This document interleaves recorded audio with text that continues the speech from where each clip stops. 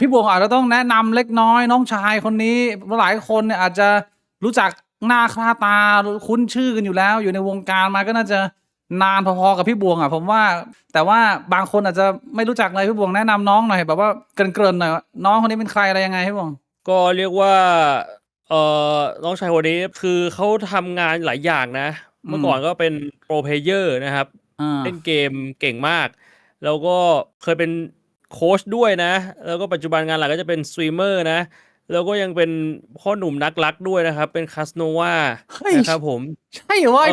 พานี้มันมีด้วยเหรอคาสโนวาเนี่ยมีด้วยนะแล้วก็ยังเป็นคนขับรถให้กับเจ้าแม่ปล่อยเงินกู้ด้วยนะ คือเรียกว่าเป็นชายที่ทำงานได้หลากหลายมากนะครับผม ไอชิพานี้ไม่รู้เดี๋ยวต้องมาเจาะลึกเจาะประเด็นนะพี่บวงกับคาสโนวานักขับรถเนี่ยถ้างั้นเป็นการเสียเวลานะครับขออนุญาตต้อนรับแขกรับเชิญพ่อหนุ่มคาสโนวาไว้มีคาสาครับผมเอ๊สวัสดีครัสบวัสดีครับ พี่บิ๊กสวัสดีครับพี่วงสวัสดีครับสวัสดีครับ สวัสดีครับไฟสวัสดีครับแนะนำตัวนิดนึงครับหลายคนรู้จักไฟอยู่แล้ว แต่ว่าบางคนนี่เขาไม่ได้อยู่วงการเกมเนี่ยอาจจะเพิ่งเจอเราครั้งแรก อันนี้เป็นใครอะไรยังไงฮะไฟท์ครับ ชื่อในวงการมิคาสะก็เป็นสตรีมเมอร์อยู่แก๊งเดียวกับพี่บวง อยู่คอเย็น อืมก็ถ้าถามว่างานหลักๆก็คือสตรีมเนี่ยแหละ ก็สตรีมมาได้หลายปีมากแล้ว แต่ว่าถ้าเมื่อก่อนก็คือเคยเป็นโปรเพลเยอร์เล่นเกมทำนู่นทำนี่อยู่ในวงการเกมมาค่อนข้างนานนะครับ ก็ประมาณนี้ช่วงนี้ก็เป็นคนขับรถซะส่วนใหญ่แล้วก็สตรีมเป็นครั้งเป็นคราวแล้วก็รีวิวอาหารมั่ง เล่นมานานยังไฟเข้ามาในวงการสตรีมเกมเล่นเกมเนี่ยก่อนพี่บวงหรือหลังพี่บวงหรือเท่าๆกันประมาณไหนถ้าเล่นเกมอ่ะผมว่าคนมันเล่นเกมนานอยู่แล้วแต่ว่าผมเพิ่งมาแบบเล่นจริงจังก็คือตอนผมไปเรียนที่อินเดียแล้วผมกลับมาเฮ้ยก็คือมันมีทางเลือกว่า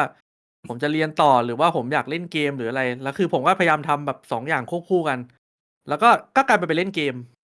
แล้วก็ค่อยมาเริ่มมาสตรีมทีหลังไอเกมแนวโรลเพลย์เนี่ยเหมือนกับที่น้องว่านเล่นเนี่ยทั้งน้องว่านเขาเล่นอยู่ป่าววะไอเกมแนวแบบอะไรอะไรพวกนี้ โรเพ ไอ้โลกตรงนี้มันมี potential เปล่าวะเพราะว่าในฐานะของคนที่ไม่เคยเข้าไปกับผมเนี่ยแต่ผมดูภาพยนตร์อย่างไอ้ Lady Player One อะไรเงี้ยผมรู้สึกว่าไอ้เชี่ยโลกตรงนี้มันดูเหมือนมีอนาคตนะเว้ยแต่ว่าทุกวันนี้มันยังเป็น niche market มันยังเป็นโลกกลุ่มเล็กๆอยู่อะในมุมมองของไฟผมไม่รู้ว่าไฟเล่นเกมแนวนี้หรือเปล่าอะที่มันจะมีโลเคกยเล่นอยู่นิดหน่อยเรารู้สึกว่ามันมีอนาคตไหมไอ้เส้นทางตรงเนี้ยแล้วทำไมมันมีหรือไม่มีถ้ามันมีแล้วทำไมมันถึงยังไม่ไปไกลมันรออะไรอยู่ในมุมมองไฟผมว่าไม่อยากใช้คำว่าเหมือนมันยังไม่แบบไปไกลเพราะว่าเกมอ่ะมันมีทั้งให้กลุ่มนิชแบบส่วนใหญ่อยู่แล้วผมมองว่าการโรลเพลย์เนี่ยมันก็คือการเล่นเกมประเภทหนึ่งเกมมันมีหลายประเภทถูกไหมมีเกมแบบออนไลน์มีเกมออฟไลน์มีบอร์ดเกมมีการ์ดเกมอะไรพวกเนี้ยผมกำลังพูดในมุมมองของคนที่เคยมี expectation กับอุตสาหกรรมนี้ว่าไอเชี่ยมันสามารถมีโลกจำลองอีกโลกหนึ่งที่มึงสามารถเข้าไปทำมาหากินอยู่ในนั้นได้แบบคนปกติ นอกจากที่ว่าทุกวันเนี้ยมึงใช้ชีวิตอยู่ในโลกกายหยาบมึงแล้วเนี่ยมึงต้องออกไปทำงานหาเงินเนี่ยจริงๆแล้วมันอาจจะมีโลกจำลองอีกโลกหนึ่งที่เป็นโลกเสมือนโลกเกมแล้วเราไม่ได้อยากจะโรลเพลย์แต่เรามี identity อยู่ในนั้นแล้วเราอยากจะเข้าไปทำมาหากินอยู่ในนั้น เพื่อที่จะเอาเงินในนั้นมาแลกเป็นโลกแห่งความเป็นจริงแล้วใช้จุนเจือผมเคยมีภาพแบบนี้ตอนดูภาพยนตร์เนี่ยมันเป็นไปได้ไหมหรือว่าผมปัญญาอ่อนเกินไปแบบมุมเด็กเกินไปพี่บงไฟมองเข้าใจคำถามกูไหมเนี่ยเข้าใจผมว่ามันคือจุดเริ่มต้นมากกว่ามันคือจุดเริ่มต้นเพราะว่าอันเนี้ยมันคือเหมือนซ้อมการแสดงในเกมแล้วคนที่มาดูถามว่าได้เงินจากไหนมันก็จะมีสตรีมเมอร์เป็นใช่ไหมคนที่มาดูสตรีมเมอร์แม่งก็เหมือนแม่งมาดูฟีลคล้ายๆละครคุณธรรม TikTok อะไรอย่างเงี้ยแม่งคือมาดูสกิทอาจจะดูสิ่งที่แบบถูกจัดฉากมาแล้วหรือถูกสร้างมาแล้วหรือแค่มาดูสังคมนั้นเราใช้เกมเป็นตัวสื่อในการดูละครเก็ทไหมเข้าใจการโรลเพลย์ก็คือเหมือนการละครหรือการใช้ชีวิต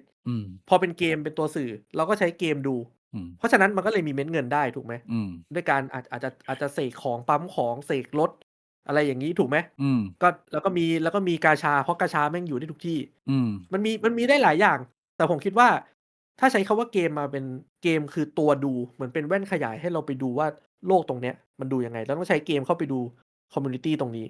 โอเคเข้าใจคิดว่ามีอนาคตมีอนาคตคือกูส่วนตัวกูจะนานหน่อยสิ่งที่ทำให้สิ่งนี้เกิดขึ้นได้ยากมากคืออะไรรู้ไหมคืออะไรคนจีนทำไมโหพี่บวงโดนแล้วไม่ได้ไปแล้วมึงโดนตัดกระดอนแล้วถ้ามึงไปประเทศจีนตอนเนี้ย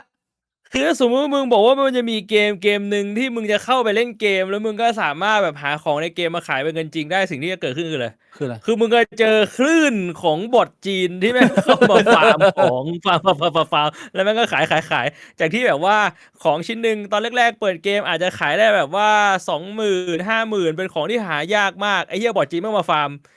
2 วันต่อมาแบบราคาเหลือบาทหนึ่งไอ้ทักซ์บายฮีโร่อะ คือเรื่องอะไรทักบายฮีโร่เป็นแบบนี้เลยคือเกม มันเป็นเหรอเกมไอดอลที่แบบว่าตอนแรกอ่ะเปิดให้เล่นคนแม่งก็ไม่ค่อยรู้แม่งก็เข้าไปเล่นแล้วแม่งก็เปิดให้แบบว่าเอาของในเกมมาขายเป็นเงินจริงในสตรีมได้ขายในตลาดสตรีมเลยอ่าแม่งก็ขายกันเป็นแบบว่าบางชิ้นแม่งเป็นพันเป็นหมื่นหายา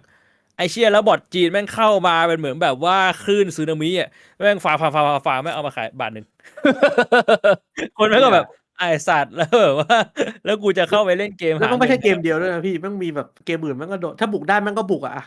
แบบพร้อมบุกตลอดเวลา แสดงว่าไอ้จริง ใช่เพราะฉะนั้นเนี่ย ระบบบอทมัน กู ทำ คิด ลาย ว่า เกมมั้งพี่บวง มันทำลายมั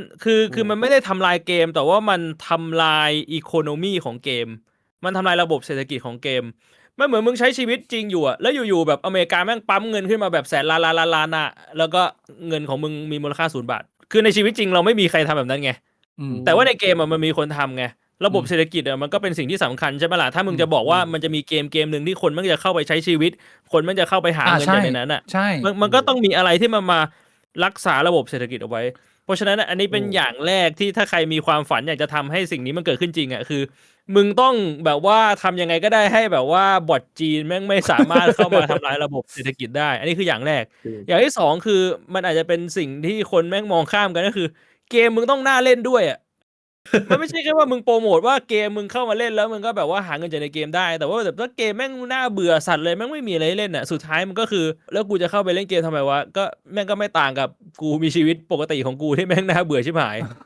คือไอเดียนั้นมันคือการที่แบบว่ามึงมีโลกของเกมที่แม่งน่าสนุกเมื่อเปรียบเทียบกับชีวิตจริงที่มันน่าเบื่อนี่บอกว่าแบบมันสนุกจนถึงขนาดมึงยอมทิ้งชีวิตจริงเพื่อเข้าไปอยู่ข้างในแต่ว่ามึงยังหาเงินข้างในได้นะเพื่อที่จะมาจุนเจือร่างเนื้อของมึงจริงๆอ่ะมันต้องเป็นแบบนั้นไง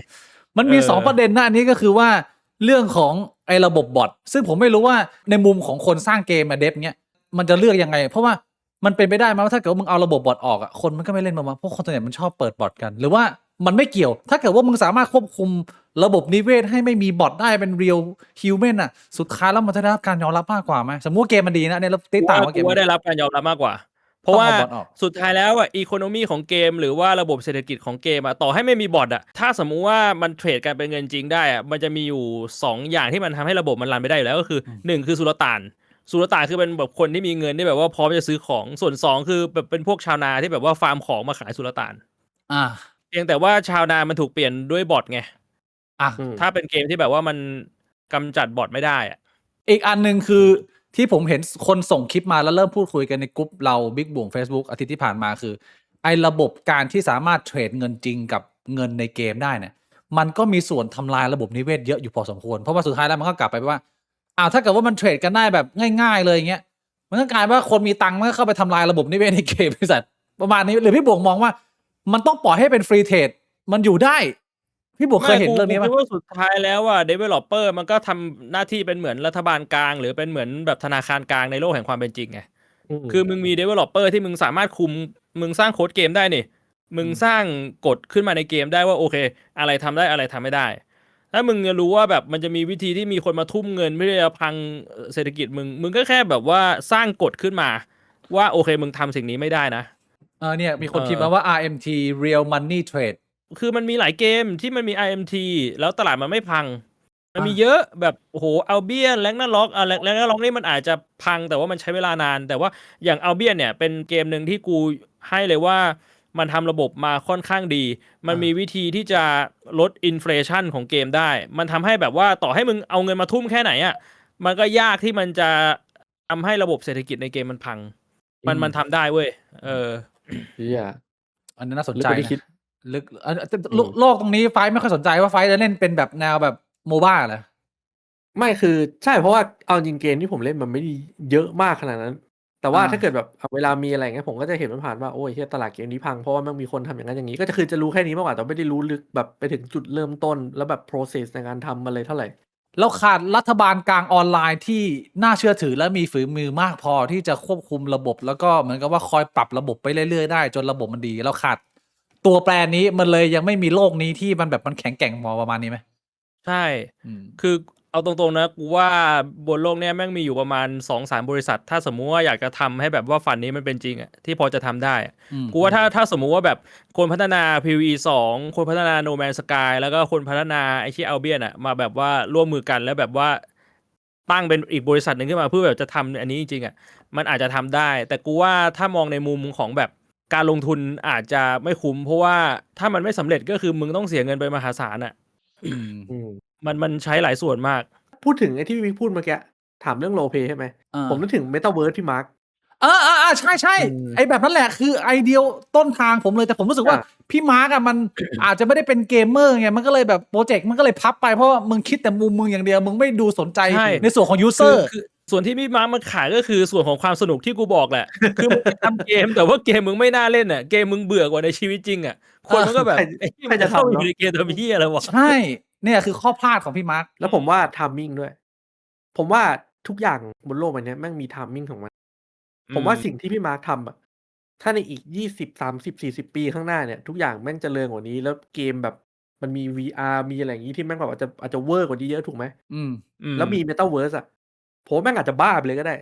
ใช่ตอนนี้แม่งมี Metaverse แล้วก็คือเข้าไปแล้วบอกนี่คือพื้นที่ของกูนี่คือตึกแล้วก็คนแค่นั้นเหรอกูเข้าไปทำเหี้ยอะไรวะมันไม่รู้จะเข้าไปทำไมผมว่าเทคโนโลยีมันอาจจะยังมาไม่ถึงtiming ของมันก็เลยบึ้มสมมุติว่า Metaverse นะแล้วคิดสภาพนะอีก40 ปีข้างหน้า AI แม่งจะขนาดไหนแล้วถูกไหมพี่คิดสภาพเมืองที่พี่เดินไปอะแล้วมันอาจจะมีแบบคนอยู่ประมาณ 20-30% ที่เหลือเป็น AI อย่างเงี้ยระบบ automation ใช่ไหมพี่เดินไปในเมืองพี่คุยกับคนแล้วพี่จะทำอะไรสักอย่างในเมืองแล้วมันมี AI จัดการให้หมดเพราะ AI แม่งน่าจะเจริญแล้วเพราะ AI ตอนนี้เพิ่งมาถูกไหมไม่ยังดูทำอะไรได้เยอะเลยอีก40 ปี AI แม่งอาจจะทำได้ทุกอย่างเราอาจจะถามอะไรมีอะไรไปตรงไหน AI อาจจะจัดการให้หมดแล้วมีคนช่วยอย่างเงี้ยระบบแม่งน่าจะดูน่าสนุกกว่าเดิมอาจจะเป็นเกมแบบขนาดใหญ่มากๆที่ทั้งโลกสามารถเล่นได้อะไรอย่างเงี้ยเท่าที่ผมมองภาพนะนั่นแหละที่ผมคิดว่า Metaverse แม่งต้องเป็นอย่างนั้นแต่ตอนนี้แม่งไม่ใช่ไอ้เหี้ยคือผมคิดภาพนะไอ้เหี้ยเทคโนโลยี Neuralink อ่ะที่ไม่ได้มีแค่อีลอนมัสก์ทำได้ตอนนี้ที่เมืองจีนก็กำลังเริ่มใส่กันแล้วอ่ะมึงคิดสภาพว่าอีกหน่อยถ้าเกิดมึงเกิดมาโดยออโต้รัฐบาลแบบต้องใส่ Neuralink อยู่แล้วพี่บวงแล้วมึงมีชีวิตจริงแล้วมึงสามารถแบบว่าล็อกอินเข้าไปด้วยแล้วแบบชีวิตจริงพี่บวงอาจจะเป็นคนเป็นพนักงานหรือเป็นทนายอะไรเงี้ยแต่ว่าพอพี่บวงกลับมาบ้านพี่บวงอาบน้ำเสร็จแล้วให้อาหารแมวปุ๊บพี่บวงก็เข้ามาล็อกอินปุ๊บเข้ามาพี่บวงก็เข้าไปร้องเพลงเป็นนักร้องใช้แบบว่าอวตารให้บวงแล้วเข้าไปเนี่ยแม่งมีบาร์มีร้านอาหารอะไรเงี้ยแล้วเงินแม่งแบบโอ้โหทะลักเลยคนแม่งยอมจ่ายเงินคนแม่งปี้กันมั่วในโลกในเนี้ยบอกเลยว่ามันปี้กันรัวๆแน่นอนอ่ะถ้าสมมติว่ามันอยู่ในนั้นอ่ะอันนี้มันเป็นสิ่งหนึ่งที่ Ready Player One มันทำได้ไม่สมจริงนะคือถ้าสมมติว่ามีโลกแบบนั้นจริงๆคือคนแม่งปี้กันมั่วแน่นอนเขาอาจจะให้เด็กดูพี่บวงไอ้เชี่ยพาร์ทนี้ก็ต้องเก็บไว้หน่อยนะคือกูบอกเลยว่าแบบไอ้เชี่ยปี้อวตารเนี่ยคือความฝันของใครหลายๆคนเลยไอ้เชี่ยอวตารแบบตัวสีน้ำเงินอ่ะที่ผมเห็นภาพเลยพี่ว่าพี่บิ๊กชอบไหมไอ้ปี้อวตารเนี่ยพี่บิ๊กไม่อยู่พี่คิดว่าพี่บิ๊กน่าจะเป็นตัวแรกเลยแหละที่แปลงร่างเป็นอวตาร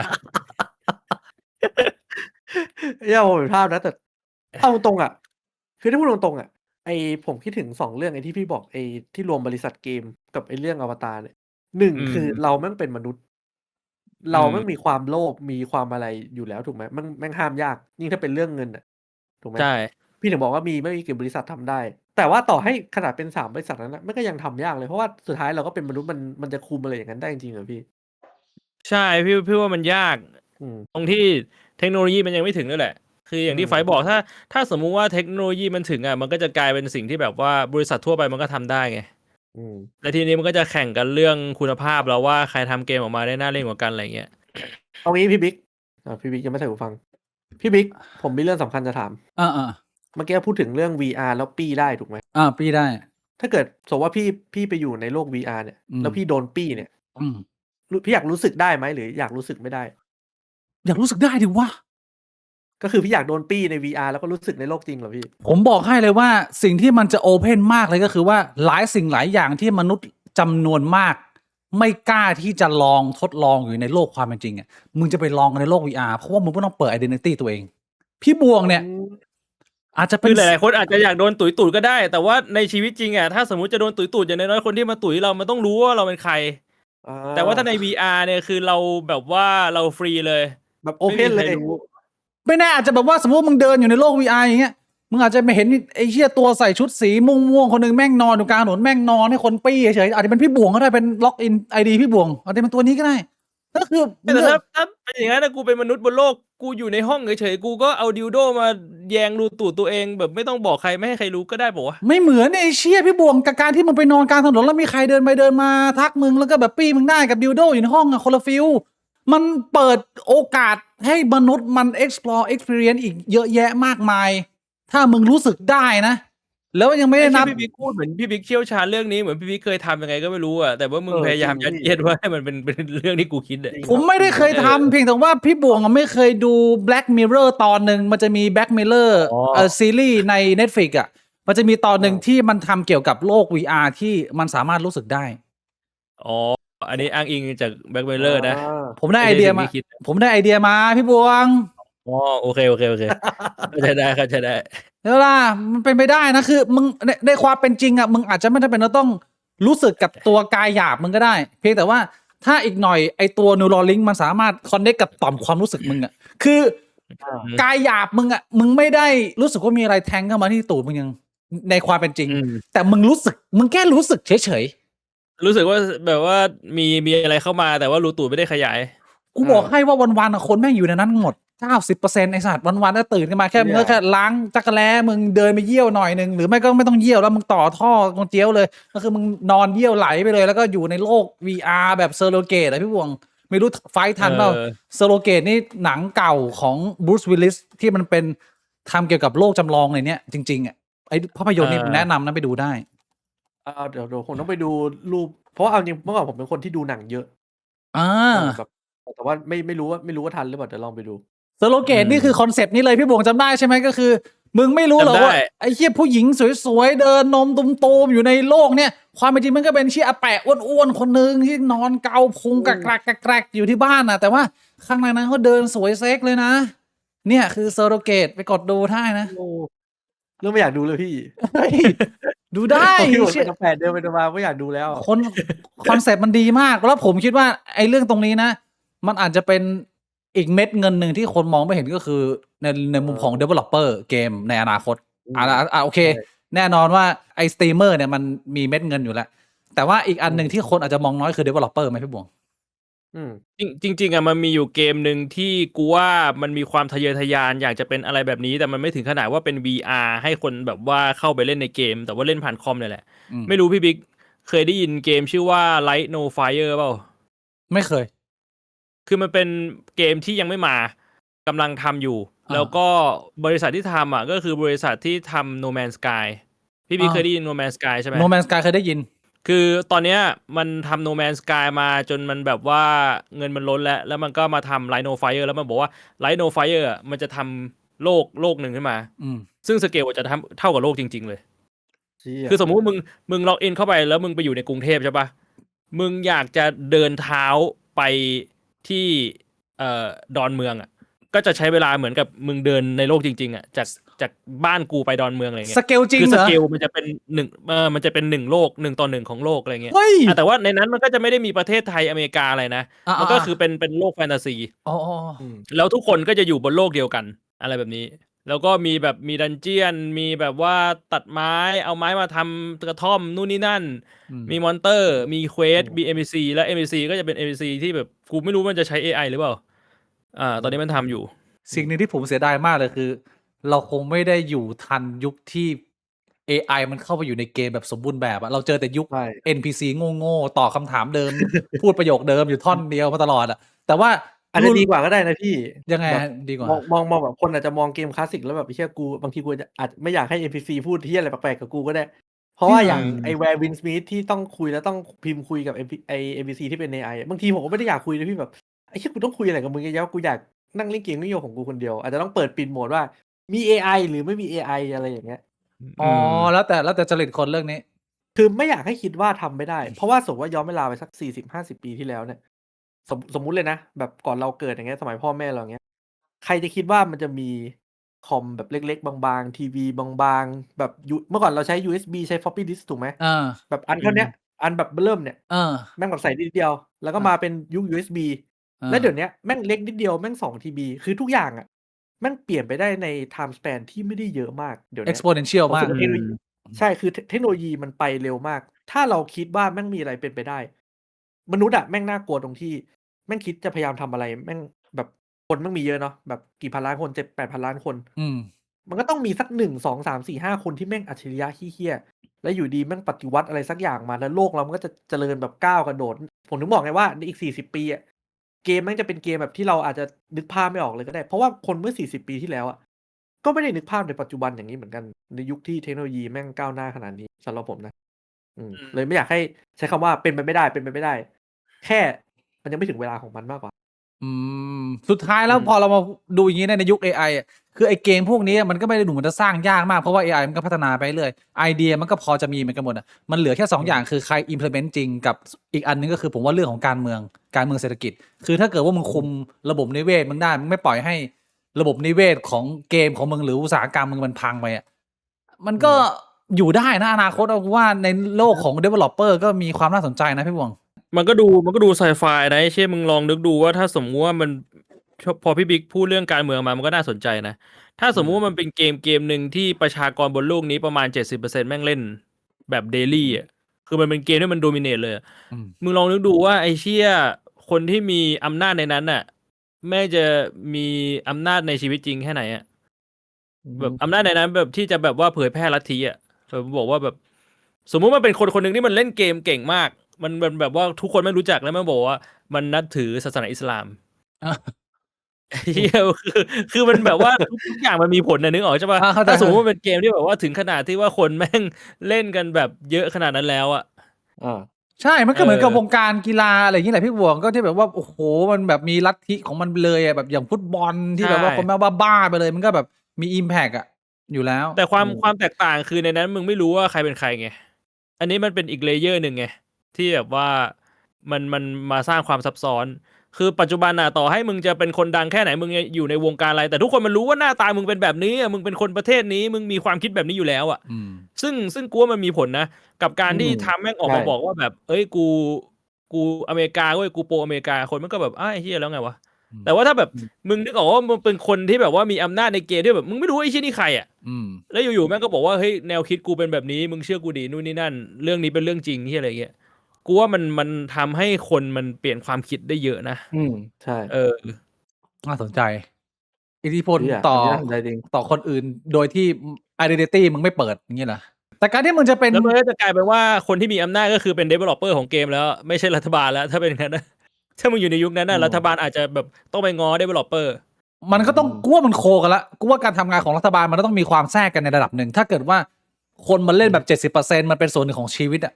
มันไม่มีทางที่มึงจะเป็นเอกชนอยู่อย่างเดียวยังไงรัฐก็ต้องเข้าไปไอ้เชี่ยมันต้องบริหารร่วมกัน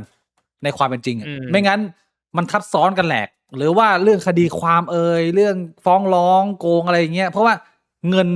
จริงกับเงินในนั้นมันเริ่มแยกไม่ออกแล้วสัตว์มันเป็นหน่วยเดียวกันแล้วมึงนึกภาพว่าจะต้องเป็น currency เดียวกัน40-50 ปีข้างหน้าอันนี้ผมแบบตีต่างสนุกเงินกระดาษแม่งไม่เหลืออะไรเหี้ยมันไม่มีเงินฟิสิกอลแล้วเงินทุกอย่างแม่งเป็นตัวเลขอยู่ในดิจิตอลหมดแล้วอย่างเงี้ยไอ้เหี้ยมันก็สามารถโคเงินในโลกนั้นกับเงินจริงของเราได้ไงน่าสนใจมากทีมตอนนี้ก็สแกนหมดแล้วเนาะใช่ไหมไปล่าสุดมาไฟเพิ่งไปมาใช่แทบไม่ใช้เงินสดเลยพี่แบบสแกนยับไปไหนมาเซี่ยงไฮ้หรือเบจิงไปกวางโจวพี่กวางโจวเหรอใช่ครับไปเที่ยวป่ะหรือว่าอันนี้งานด้วยไปงานพี่ไปงานเกม TFT ผมรู้จักไฟตัวจริงเนี่ยเรายังเจอกันไม่บ่อยมากแต่ว่าไฟมีโอกาสมาร้านน้องชายผมไปแล้วครั้งหนึ่งนะก็ขอบคุณมากที่มาเยี่ยมเยียนกันแต่ว่าอันหนึ่งที่ผมสนใจมากเลยและอยากสอบถามเผื่อคนทางบ้านด้วยเพราะว่า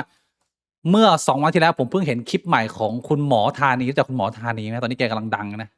ไม่รู้จักพี่ยูทูบเบอร์1 ล้านซับแล้วตอนนี้พี่บงรู้จักไหมดร.แทนนี่รู้จักดร.แทนนี่ อ๋อผมว่าผมรู้แล้ว อ่า เขามีพูดคลิปอันหนึ่งมาแล้วมันน่าสนใจมากคือคลิปชื่อเขียนว่าไม่กินผัก ไฟเนี่ยเป็นหนึ่งในคนรอบตัวผมที่ผมไม่ได้รู้จักเยอะนะ เพราะว่าคนวัยเราเจน Y อ่ะที่เป็นคนที่ไม่กินผักเลยแม้แต่นิดเดียวอ่ะใช่ไหมอันนี้ผมเข้าใจถูกไหมเป็นข้อมูลที่ถูกต้องผมว่าผมเป็นคนที่ค่อนข้างเอ็กซ์ตรีมด้วยผมไม่กินผัก แล้วก็ไม่กินผลไม้ด้วยแล้วแทบไม่กินเลยตั้งแต่เด็กเรียกว่าเป็นรีเวิร์สวีแกนรีเวิร์สวีแกนกินแต่เนื้อกับแป้งใช่ตั้งแต่ประมาณป.3 รู้สาเหตุไหมว่ามันเป็นทาง DNA หรือว่ามันเป็นปมในวัยเด็กโดนผีแตงกวาหลอกหรืออะไรยังไงมันคือปมในวัยเด็กเพราะว่าเมื่อก่อนผมกินผักผลไม้ปกติแต่ว่าแบบเมื่อก่อนกินหมดเลยนะกินส้มตำกินผักอะไรชะอมมีผักใส่อะไรก็กินแต่มันมีวันหนึ่งช่วงนั้นผมป่วยมั้งผมไอคอกแคกแล้ววันนั้นผมไปกินผักอะไรสักอย่างมาแล้วผมก็อ้วกเป็นเลือดเพราะว่าเมื่อก่อนกินผักแต่ไม่ได้กินเยอะถูกไหมก็กินแล้ววันนั้นโดนขยันวันนั้นโดนขยันขยอแล้วอ้วกมาเป็นเลือดผมก็เลยกลัวผักไปเลยอย่างนั้นบอกไม่อยากกินผักแล้วได้แล้วก็ตั้งปณิธานไม่กินผักไปเลยแบบผมคิดเองว่าผมอยากกินผักแล้วผมไม่อยากกินผักแล้วแล้วก็ไม่กินเลยทั้งที่เมื่อก่อนกินได้ปกติไม่ได้เกลียดมากด้วยแต่พออ้วกเป็นเลือดไม่กินผักอีกเลยผลไม้ก็ไม่กินด้วยเลยเนี่ยมันเป็นมาเทียเรื่องแบบนี้มันมาจากปมเล็กๆที่มันไม่ได้ถูกแก้นะเหมือนกับความกลัวผมอะเมื่อก่อนอะผมไม่ได้กลัวจิ้งจกที่ผมจำได้ผมเคยเอาจิ้งจกมาบีบๆเล่นนะผมมันนิ่มมากแต่ว่าพี่ชายผมคนโตอะเขาแบบไม่ใช่แค่ว่ากลัวนะคือแบบเกลียดขยะแขยงมากอะแล้วแบบว่าเราก็ซึมซับดูความขยะแขยงของพี่ชายที่เกลียดกลัวจิ้งจกอะมันก็เลยสร้างความกลัวมาในใจเราจนแบบว่าเรากลัวมาจนโตแต่ทุกวันนี้ผมดีขึ้นเลยนะผมหายเพราะผมพยายามจะแก้ปมตรงนี้ไงผมเคยแบบมีครั้งหนึ่งให้เพื่อนในป่าแม่งจับจิ้งจกไว้แล้วกูแบบเอานิ้วไปถูๆดูเพื่อแบบว่าเอาชนะใจตัวเองอะไรเงี้ยแต่ว่าอันนี้ไม่ใช่ประเด็นหลักที่ผมจะถามไฟก็คือว่าในมุมของคนที่ไม่กินผักเนี่ยอายุ31แล้วไหมวันนี้32ใช่ครับ31ครับร่างกายโชว์สัญญาณอะไรบ้างไหมที่เป็นปัญหาตอนนี้ยังแต่ว่าเคยแบบมีตรวจเช็คร่างกายอะไรพวกนี้ว่าดูมีอะไรผิดปกติทุกอย่างก็ดูเกือบปกติหมดยกเว้นมีค่าไตรกลีเซอไรด์ที่น่าจะเพราะว่าไม่ได้เกี่ยวกับกินผักหรืออะไรหรอกแค่เรากินผมเป็นคนกินเยอะกินเยอะแล้วนู่นนั่นแล้วคือค่าไตรกลีเซอไรด์ผมเยอะมากแบบเยอะสัสเยอะกว่าค่าเกณฑ์ปกติ 2-3 เท่ามั้งการขับถ่ายอะไรของเราปกติไหมปกติอันนี้คือที่ผมแปลกใจมากเพราะว่าผมคิดว่าร่างกายแม่งน่าจะแบบชินกับอะไรอย่างนี้ไปแล้วมันน่าจะทำงานหนักอย่างนี้ตั้งแต่เด็กตั้งแต่ผมไม่กินผักจนมันชินไปแล้วอะเพราะปกติคนไม่กินผักมันจะขับถ่ายยากถูกไหมใช่โดยส่วนใหญ่ใช่แต่อันนี้คือปกติมากแทบไม่ได้มีอะไรเป็นพิเศษเลยพี่มีสิ่งที่สงสัยอย่างหนึ่งว่าไฟคิดว่าปกติเวลากินข้าวเนี่ยมันจะมีผักที่มันเล็ดลอดเข้าปากเราไปบ้างไหมเพราะว่าไฟจะแบบว่าประมาณ 5% ประมาณ 5% แล้วเรารู้ตัวไหมหรือว่ามันก็คืออะไรที่มันอาจจะแบบว่าอยู่ในข้าวตอนเราเคี้ยวเราไม่รู้ตัวแล้วเราก็กลืนลงไปคือผมมีสกิลพิเศษอย่างหนึ่งถ้าเกิดลิ้นผมแตะผักผมรู้เลยแล้วผมจะรีบคายออกเชี่ยนักแต่ว่าถ้าไม่แตะก็คือกลืนได้ใช่แบบผสมอยู่ในข้าวอะไรเงี้ยก็กลืนเอาง่ายคือผมไม่ใช่กินผักไม่ได้ผมน่าจะกินผักได้แต่ถ้าให้ผมเลือกผมไม่เอาเก็ทป่ะแล้วก็ผมเป็นคนที่เขี่ยผักออกจากอาหารเก่งแล้วเวลาลิ้นแตะโดนผักหรืออะไรผมรู้เลยแบบสมมติว่ากินก๋วยเตี๋ยวเส้นหมี่เส้นอะไรพวกเนี้ยมีถั่วงอกปนมานิดเดียวปุ๊บไอ้ขี้ถั่วงอกเอาออกเลยเชี่ยแบบมันคือสกิลพิเศษที่อยู่มานานแล้วมันไม่มีสัก1 อันสัก1 ชนิดเลยเหรออาจจะเป็นถั่วธัญพืชเชี่ยอะไรที่แบบเราพอกินได้มันมีไหมสักมีเพราะว่าเอาตรงถ้าเป็นเมื่อก่อนผมแบบพิกกี้มากคือผมเรื่องมากว่าถ้าแบบกูจะไม่ให้ผักเข้าตัวเลยแต่พอเริ่มโตมาผมก็เริ่มรู้แล้วว่าไอ้เหี้ยมันก็ต้องมีผสมไปบ้างวะหลังๆมาบางทีมีผักผสมไปหน่อยนึงอะไรผมก็กลืนแม่งไปไอ้เหี้ยแบบถ้าไม่รู้หรือไม่ต้องเอาปากกัดหรืออะไรเงี้ยผมก็กลืนแม่งทิ้งไปเลยทั้งแม่งแล้วผลไม้ก็อย่างว่าผลไม้ไม่เอาเลยแอปเปิ้ลกล้วยไม่ส้มไม่น้ำส้มไม่พูดอะไรก็ไม่หมดเลยผลไม้ผมเอามาแชร์แล้วกันผมคิดว่าทั้งพี่บวงทั้งไฟอาจจะไม่ได้ดูคลิปของคุณหมอที่เขาทำถึงกลุ่มคนไม่กินผักเนี่ยคือก็ต้องบอกว่ามันมีคนส่วนน้อยซึ่งมันเป็นเปอร์เซ็นต์น้อยมากที่คุณจะมียีนในการดำรงชีพแบบไม่พึ่งพาไฟเบอร์เลยแต่ว่ามันเป็นส่วนน้อยมากส่วนใหญ่เนี่ยถ้าร่างกายมึงอยู่แบบเป็น majority เนี่ย มึงขาดตรงนี้เนี่ยมันอาจจะเกิดผลในระยะยาวที่วันนี้มันยังไม่โชว์ไซน์ซึ่งส่วนใหญ่แล้วจะเป็นเรื่องของมะเร็งลำไส้หรือว่าอะไรต่างๆนานาเรื่องของการขับถ่ายแต่ว่ามันไม่ใช่ว่าทุกคนนะมันจะมีคนส่วนน้อยอีกส่วนหนึ่งที่แบบมันอาจจะมีกลไกของแม่งอะแล้วก็คือคุณสามารถใช้ชีวิตได้ปกติได้คำตอบก็คือว่าคุณไม่สามารถรู้ได้ว่าคุณเป็นคนส่วนน้อยนั้นหรือเปล่าคุณหมอก็เลยพยายามจะแนะนำให้คนหลายๆคนที่เป็นเด็กยุคใหม่เนี่ยที่ไม่กินผักเนี่ยพยายามจะหาวิธีการทดแทนก็ได้อย่างเช่นที่คุณหมอเขาแนะนำก็คือเดี๋ยวนี้มันมีเป็นผงผักแคปซูลเป็นไฟเบอร์แคปซูลอะไรอย่างเงี้ยถ้าคุณขาดตรงนี้แต่ว่าคุณไม่ชอบเนี่ยคุณก็ต้องหาวิธีการทดแทนโดยทางอื่นๆแต่ว่า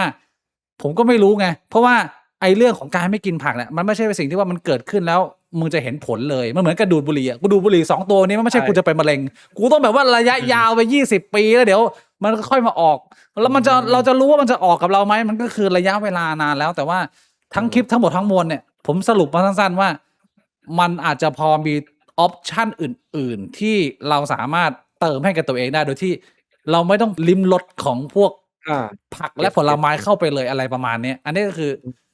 แล้วร่างกายมันมีส่งสัญญาณอะไรบ้างไหมหรือว่าผิวเผิวไม่มีเลยพี่แบบแทบไม่มีเลยแต่เมื่อก่อนตอนเด็กอ่ะผมพยายามกินแบบเหมือนฟีลแบบคลอโรฟิลอะไรอย่างเงี้ยมันจะเป็นน้ำใส่ผงแล้วมันจะเป็นแบบกลายเป็นสีเขียวๆแล้วคือให้กินแทนผักอะไรอย่างเงี้ยก็คือเคยลองกินตอนเด็กๆก็กินแป๊บเดียวแล้วก็ไม่กินเพราะว่าขี้เกียจอะไรพวกเนี้ยแต่ตอนที่ผมเรียนอยู่อินเดีย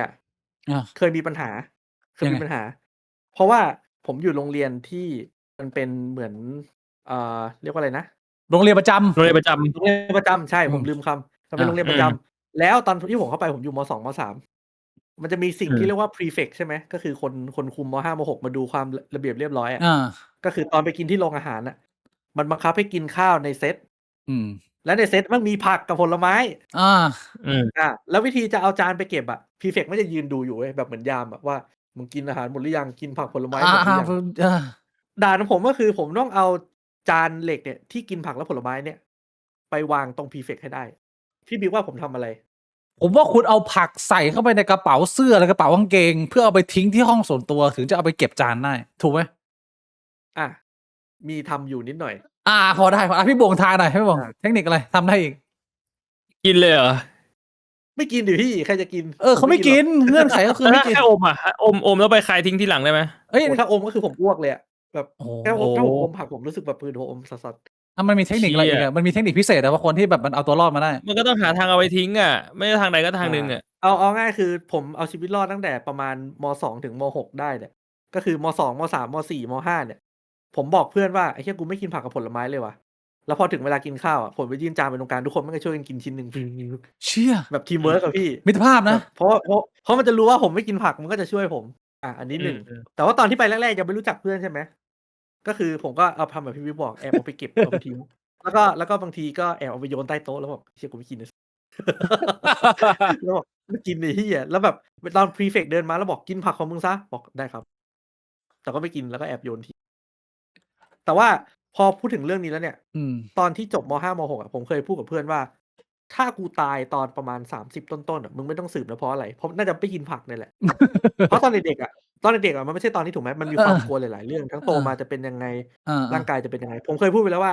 ไอ้เหี้ยตอน30ต้นกูตายแน่เลยว่ะเหี้ยกลัวว่ะแบบไอ้เหี้ยมึงไม่กินผักเพื่อนก็บอกจริงๆมึงไม่กินผักมึงอยู่มาได้ไงวะกูไม่เคยเห็นคนแบบมึงเลยอะไรอย่างเงี้ยผมก็พูดไปว่าถ้า30ต้นกูตายก็น่าจะเพราะไม่กินผักแต่พอมาถึงตอนเนี้ยมันดูไม่มีเอฟเฟกต์อะไรมากผมก็เลยยังโล่งใจแต่ถ้าตามที่พี่วิวบอกแบบหมออะไรนะหมอธานีก็น่าจะควรเพิ่มอยู่ถ้าเป็นตอนเด็กก็ไม่ได้รู้สึกว่าแบบอยากมีชีวิตอยู่ยาวอะไรขนาดนั้นแต่พอโตมาก็อยู่ก็ดีวะคือผมดูไฟที่เจอกันจริงๆผิวพรรณก็ดีนะเชี่ยบางคนอื่นเขาแบบต้องกินผักกินวิตามินที่อะไรอันนี้มีเติมวิตามินอะไรอย่างงี้ต้องกินพวกวิตามินรวมไม่นะวิตามินก็ไม่แดกนะผักก็ไม่แดกไม่เชื่อแต่ว่าแม่พยายามไม่กินก็ขี้เกียจไม่กินผิวพรรณมันก็ปกติเชี่ยดีดูผิวดีกว่ากูด้วยซ้ำกูแบบงงมากเลยไฟอาจจะเป็นแบบว่าคนส่วนน้อยที่ร่างกายมันแบบว่ามันมีกลไกในการแบบทำงานโดยที่ไม่ต้องใช้ผักก็อยู่รอดได้ปกติไงมันอาจจะเป็นส่วนน้อยไม่แน่อาจจะเป็นเมื่อก่อนผิวดีกว่านี้ก็ได้พี่ถ้าผมรู้สึกเมื่อก่อนผิวดีกว่านี้นี่คือลดเกรดลงมาแล้วเพราะน่าจะเพราะไม่กินผักด้วยแล้วก็เมื่อก่อนตากแดดเยอะสมัยเรียนแล้วผมเมื่อก่อนข่าวนี่เป็นคนออกกำลังกายไหมไม่ no น้อยเพิ่งมาเริ่มออกช่วงนี้เพราะว่าแฟนท อ๋อนี่พูดถึงพี่แพรวพีหมัดเหล็กของเรานะเมื่อกี้ไฟชวนคุยเรื่องเรียนอินเดียแล้วเราเข้าเรื่องนี้เลยผมอยากรู้เราย้อนกลับไปตอนแรกไฟถูกส่งไปที่อินเดียหลังจากเรียนม.1 จบใช่ไหมใช่เพราะว่าตัวเองติดเกมติดเกมไม่ค่อยสนใจการเรียนมันมีสมุดพกครูเขียนมาครูเขียนว่าขี้เกียจมากแล้วก็โกหกเรื่องการบ้าน แล้ววันนั้นพ่อผมเป็นคนอ่านต้องพูดก่อนนะว่าพ่อผมกับแม่ผมไม่ได้อยู่ด้วยกันเขาแยกทางกันแต่ผมเด็กใช่ไหมแล้วพ่อผมเป็นผู้อำนวยการโรงเรียนพ่อฉุนกึกเลยแบบแต่เป็นผู้อำนวยการโรงเรียนอื่นนะที่เขาเป็นเจ้าของไปแล้วเขาอ่านแล้วแบบ